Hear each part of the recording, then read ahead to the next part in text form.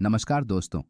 आप में से बहुत से ट्रेडर्स ने प्रीमियम जोन और डिस्काउंट जोन के बारे में कभी ना कभी सुना होगा, लेकिन कुछ ही ट्रेडर इन्हें किस तरह से ट्रेड करना है ये जानते हैं।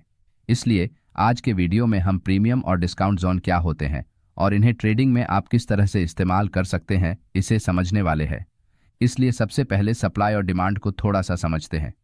मार्केट में मुख्य रूप से सेलर्स और बायर्स ये दो तरह के लोग काम करते हैं। जब भी किसी लेवल के पास आकर अगर मार्केट तेजी से ऊपर निकलता है तो हम इस लेवल पर या फिर एरिया में बायर्स की एंट्री हुई है ऐसा मानते हैं। उसी तरह जब भी किसी लेवल से मार्केट रिजेक्शन लेकर नीचे गिरता है तो उस एरिया में सेलर्स के सेलिंग करने के कारण प्राइस नीचे गिर जाती है। इसका मतलब जब प्राइसेस कम होती है तो बायर्स प्रॉफिट कमाने के लिए कम दामों में बाइंग करना पसंद करते हैं, जिस कारण उस एरिया में बायर्स की संख्या बढ़ने के कारण डिमांड भी बढ़ती है, जिस वजह से सप्लाई से ज्यादा डिमांड बढ़ने के कारण बायर्स हायर लेवल्स पर बाइंग करते हैं और प्राइसेस ऊपर बढ़ने लगती है। उसी तरह एक सेलर्स को तब प्रॉफिट होता है जब वो बढ़े हुए प्राइसेस पर सेल करता है। इसीलिए जब भी प्राइस ओवर वैल्यूड होती है या फिर आसान भाषा में कहे तो प्राइसेस हद से ज्यादा बढ़ जाती है, उस समय सेलर्स बढ़े हुए दामों पर उसे बेचते हैं, जिससे उस एरिया में खरीदने वाले कम और बेचने वाले ज्यादा होने के कारण डिमांड से ज्यादा सप्लाई बढ़ जाती है, जिस वजह से मार्केट नीचे आने लगता है।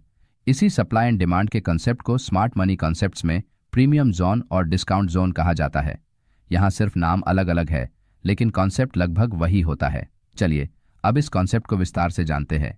जैसे कि हमने सप्लाई एंड डिमांड में देखा है कि जब प्राइस कम होती है तो बायर्स बाय करना पसंद करते हैं, तो वही जब प्राइस ज्यादा होती है तो सेलर्स सेल करना पसंद करते हैं, जिससे उन्हें ज्यादा लाभ होता है। अब यहाँ इस चार्ट में प्राइस नीचे से सपोर्ट लेकर तेजी से ऊपर बढ़ने के बाद अपने रेजिस्टेंस एरिया में आकर नीचे जाने लगती है। इसलिए अब इस सिचुएशन में अगर आपको बाइंग करनी है तो आपको इस इंपल्सिव मूव का प्रीमियम और डिस्काउंट जोन पता करना पड़ेगा, जिसके लिए हम यहाँ फिबोनाची टूल का इस्तेमाल करेंगे। अब अगर आप यहाँ स्विंग लो से लेकर स्विंग हाई तक फिबोनाची टूल को लगाकर देखेंगे तो आपको यहाँ 0.5 की लेवल चार्ट पर दिखाई देगी। अब इस 50% लाइन के ऊपर के जोन या फिर एरिया को हम प्रीमियम जोन कहते हैं, तो उससे नीचे वाले एरिया को डिस्काउंट जोन कहा जाता है। प्रीमियम जोन हमेशा सप्लाई एरिया के पास बनता है, जहां बड़ी संख्या में सेलर्स मौजूद होते हैं जो प्राइस को हायर लेवल्स पर ऊंचे दामों में सेल करना पसंद करते हैं। इसलिए इसे हम प्रीमियम एरिया कहते हैं, जो सेलर्स के लिए अच्छा होता है।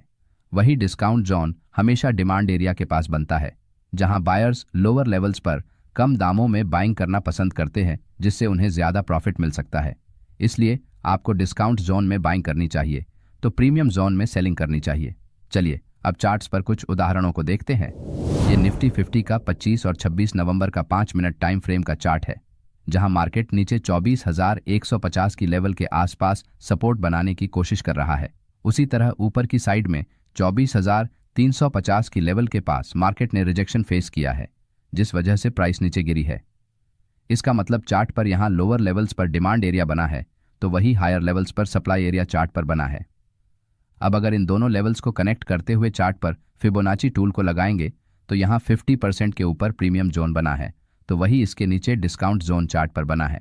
अब अगर आप इस चार्ट को गौर से देखेंगे तो यहाँ जब भी प्राइस डिस्काउंट एरिया में आती है तो यहाँ बायर्स बाइंग करना पसंद करते हैं, जिस वजह से यहाँ डिमांड बढ़ने के कारण बाइंग प्रेशर बढ़ता है और प्राइस यहाँ से सपोर्ट लेकर ऊपर निकलने की कोशिश करती है।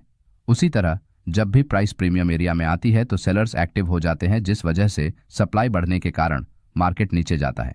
साथ ही यहाँ ऊपर की तरफ सप्लाई एरिया के ऊपर सेलर्स के स्टॉप लॉस लगे होते हैं, तो नीचे डिमांड एरिया के पास बायर्स के स्टॉप लॉस लगे होते हैं, जिन्हें प्रोटेक्ट करने के लिए प्राइस जब भी इनमें से किसी एक एरिया में आती है तो सेलर्स और बायर्स ये दोनों एक्टिव हो जाते हैं।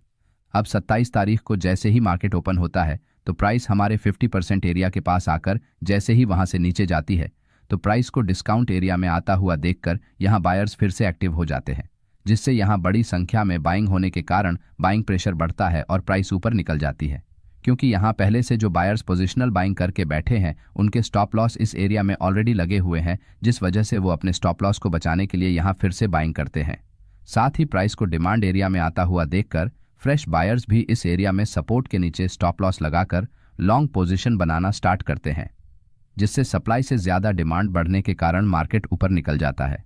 उसी तरह जब प्राइस नीचे से ऊपर प्रीमियम जोन में जैसे ही सेलर्स के स्टॉप लॉस एरिया में आती है तो यहाँ पर जो सेलर्स अपनी सेलिंग पोजीशन को होल्ड करके बैठे हैं वो अपने स्टॉप लॉस को बचाने के लिए फिर से सेलिंग करते हैं, साथ ही प्राइस को सप्लाई एरिया में आता हुआ देखकर यहाँ फ्रेश सेलर्स भी मार्केट में शामिल होते हैं, जिस वजह से सेलिंग प्रेशर बढ़ने के कारण मार्केट नीचे चला जाता है।